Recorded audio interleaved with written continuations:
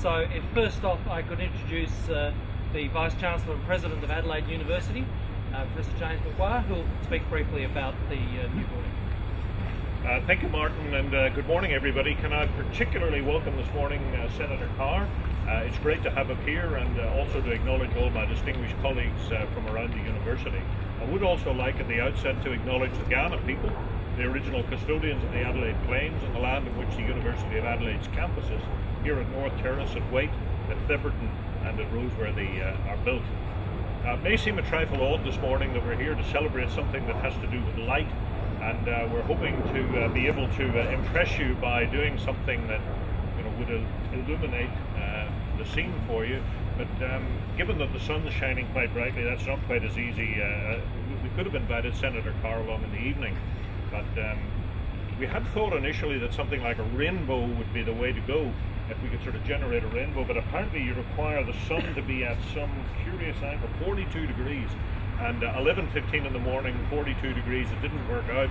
So we had to give up the idea of a rainbow. Now the reason I like the rainbow in particular was that if we could have organised it so that the end of the rainbow was somewhere about here, we could have asked the Senator to get his shovel out and dig us up the pot of gold. But aside from that, the new building behind us is really what we're here today to celebrate. And the reason we need the pot of gold is that despite the generosity of the federal government and the EAF fund, which has been very generous, and the building is about half funded through that particular process, it's the other half that I'm worried about. So if any of you happen to come across the pot of gold, please let me know. But light, of course, is going to be one of the key ingredients that this building is about, because the iPads, as you're all aware, will be located in the building. It will be one of the major occupants of this building. And from that point of view, we're particularly excited. The building is about an $80 million building, and there are some sketches of it here. The one you can look at is the one across the way, a Nova. It won't look like a Nova, but it'll have some similarities. And we hope that whenever this one's up, it will be as useful and as functional as the Nova has proved to be. Now, to get us here today has involved a huge amount of work by a lot of people. People like Tanya here, people like our DVCs, our Dean of Science, a whole raft of people who are present here today. It's been a long battle, and here we are at long last with a site. Now, some of you will be fascinated that we're launching a site that's absolutely flat, and you may be wondering about why it was we started with a hole, then we filled the hole in, and now we're sort of launching the site. I'm told it has something to do with engineering, but since I know absolutely nothing about engineering, you'll have to just speculate about why that should be. But I am particularly grateful to Senator Carr for coming along today to be part of this process. And I think it is worth commenting on Senator Carr's commitment to science, because some of you will be intimately involved with the whole issue of the funding of science and the way in which science operates, and you'll have followed the ERA process with great interest. And I should congratulate everybody in the ERA process while we're here. Our science faculty, our health science faculty, etc., have done us absolutely proud in that process, and I think you should all be very happy with the outcome, despite the fact that you're looking forward next year to improving it over where we were this year. But the ERA process has been one that Senator Carr has been heavily involved with, because the previous process that had been proposed, as most of you will know, we were very unhappy with, because it was an odd process that brought in a whole raft of things that didn't seem relevant to the quality of science. The ERA process, in contrast, has been one that there's been an overall commitment to. It's been clear, it's been understood where we're going, and I think the outcomes of it justify the process itself.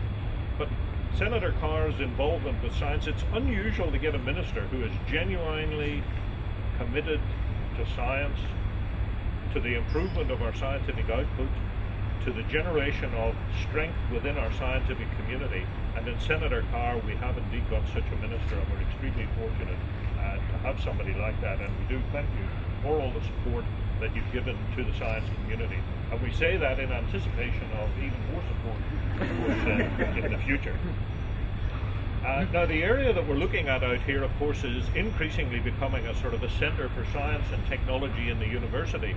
And with the new building going up, that's going to increase even more so. And our students will have first-rate teaching facilities with the new lecture room that's going in here, with the new facilities for research. And we're really looking forward to that with some excitement, even though it's still a year or so away.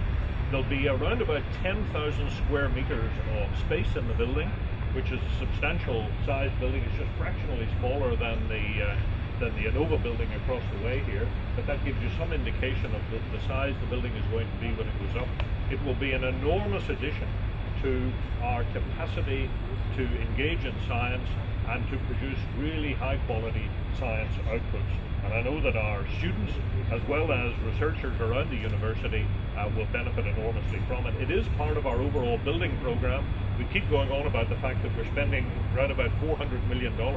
So far, that's what our commitment is to building buildings which are mainly in the science area in the broadest sense, engineering science, health science area. And some of them are on the Roseworthy campus, like the new vet school. Some of them are out in the Waite campus, like the Plant Accelerator and the new wine building, etc. And some of them are here. And I think it's a really exciting day. I thank you all for coming along, and I particularly thank Senator Carr for his involvement in this process. Thank you very much.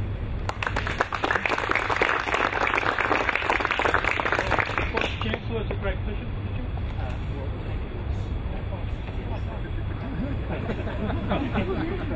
So we're very keen to hear from you shortly.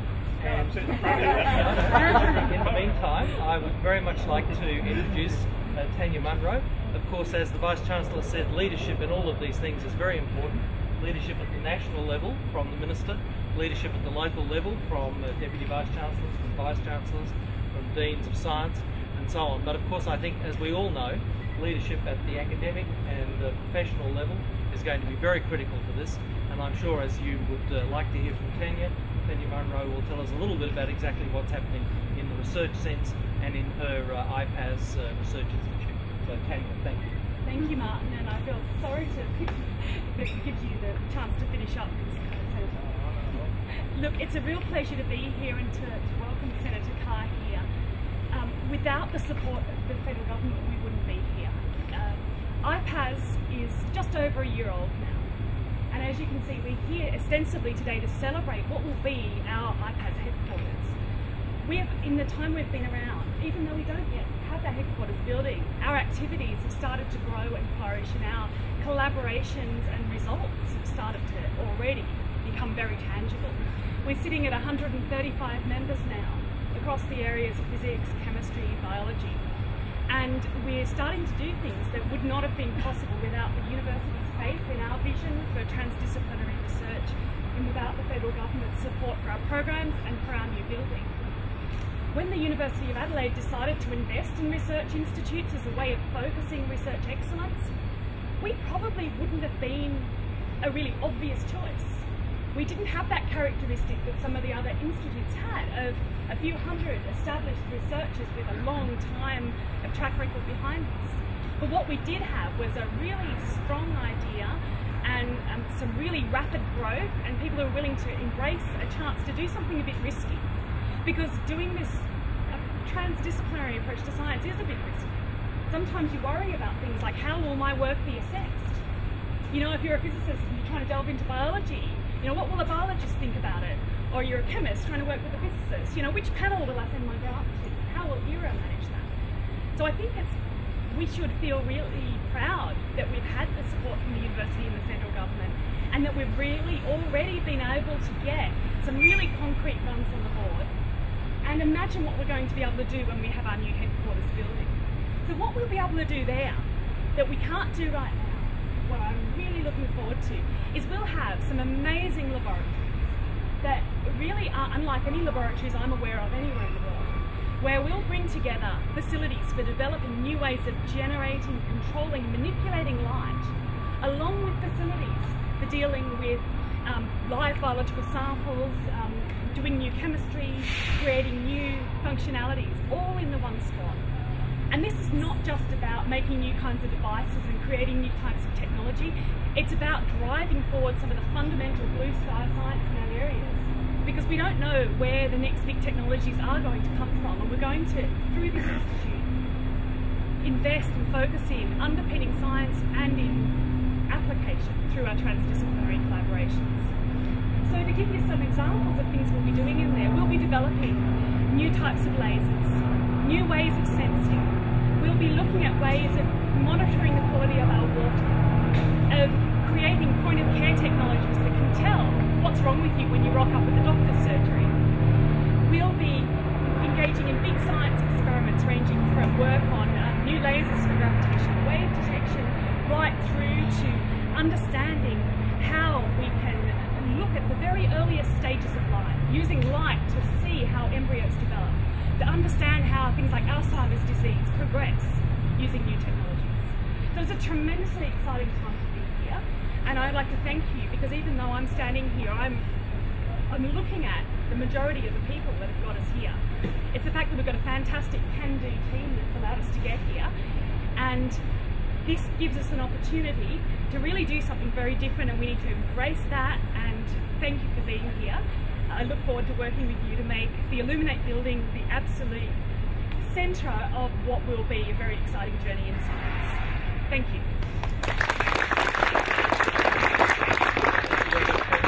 Now, because this is the University of Adelaide and we are very innovative, we thought, Minister, to ask you to turn the first sod or to lay a foundation stone or something, that just wouldn't be us. It's not quite right at the university. So we felt, given the nature of Tanya's work, we would ask you to illuminate the site rather than do any of those other boring and traditional things. So if I could ask you, Minister, to speak, and also to then illuminate the site with our eternal laser by pressing the green switch, and then we'll take the ceremony from there. Thank you very much. Mark. Vice Chancellor, thank you very much for the invitation to be here with you. I might just say that one of the problems with your proposal, of course, is that politician without a plaque, of course, is a very lonely person. I look forward. I wander around the country and I look for the brass plaques from John Button's day.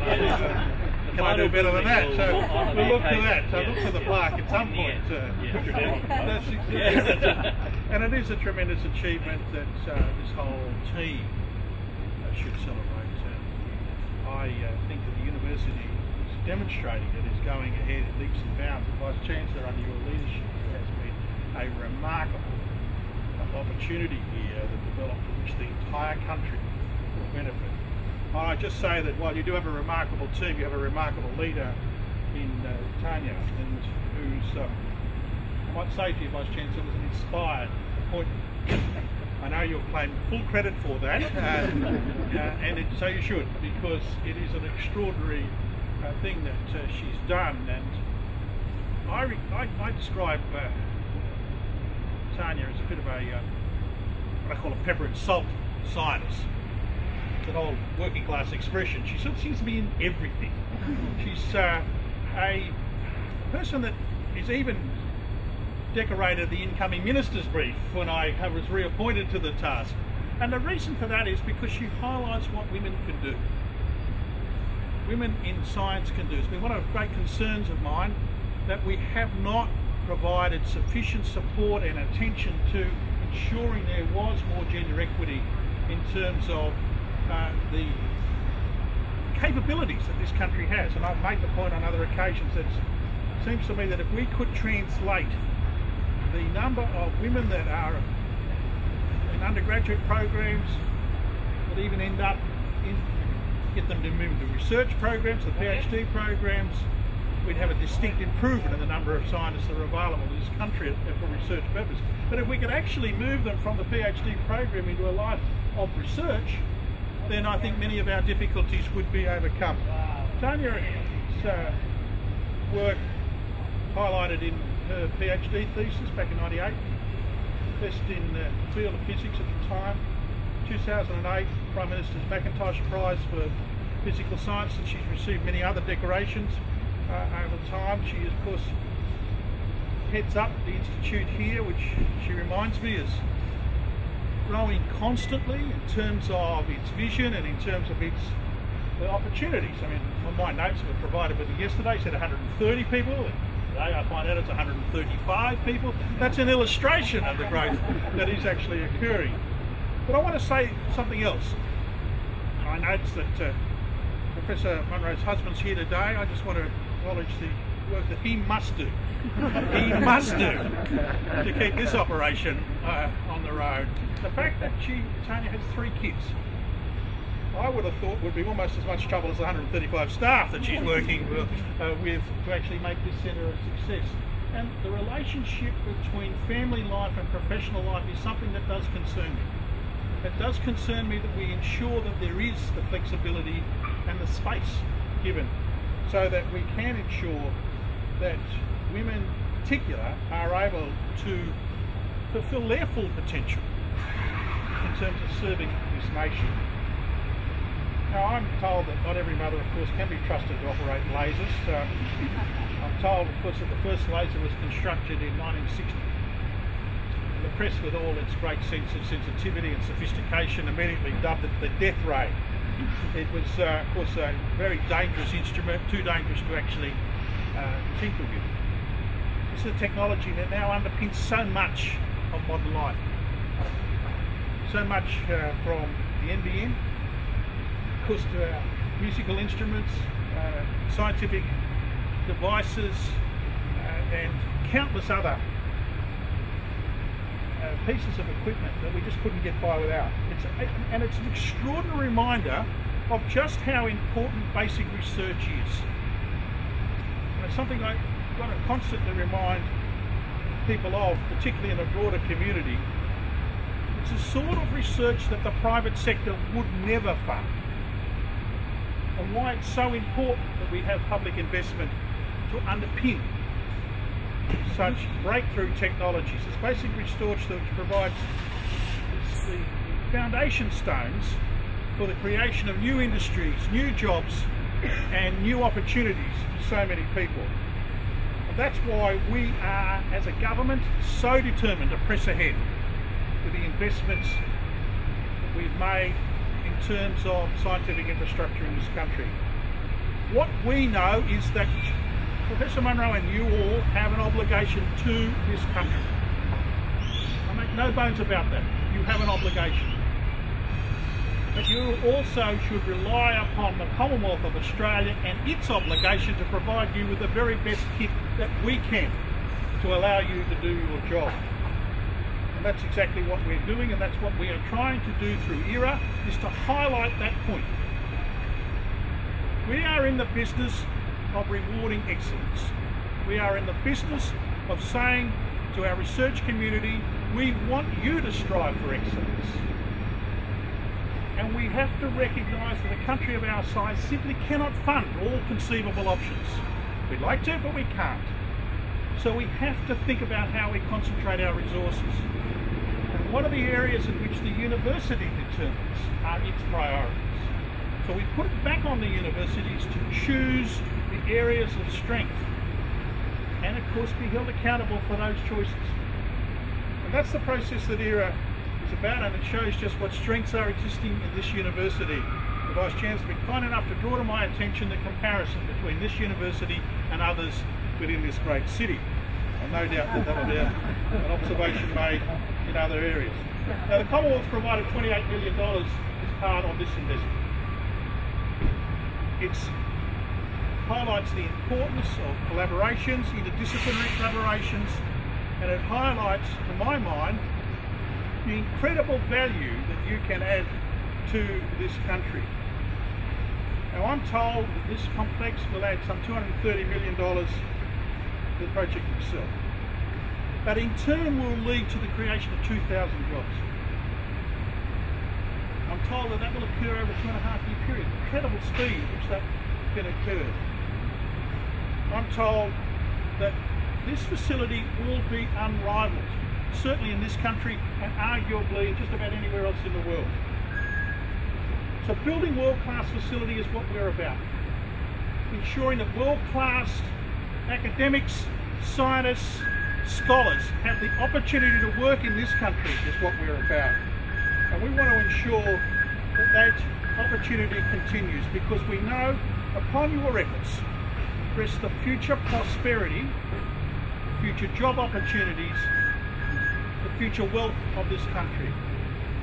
And I'm absolutely confident that you will fulfil our high expectations, and I thank you for it in advance. I'd like to thank Tanya and her team here for the enormous achievements you've made so far and the enormous achievements in advance that you'll make into the future. Now, just finally, I was told that I was coming here to bless a building. And given my religious convictions, I always thought that was rather amusing, but I thought it was another little joke that perhaps in the city of churches one could expect. But so instead of a metaphorical sod turning, and I know I'm required to actually illuminate, so I look forward to that. All good to go?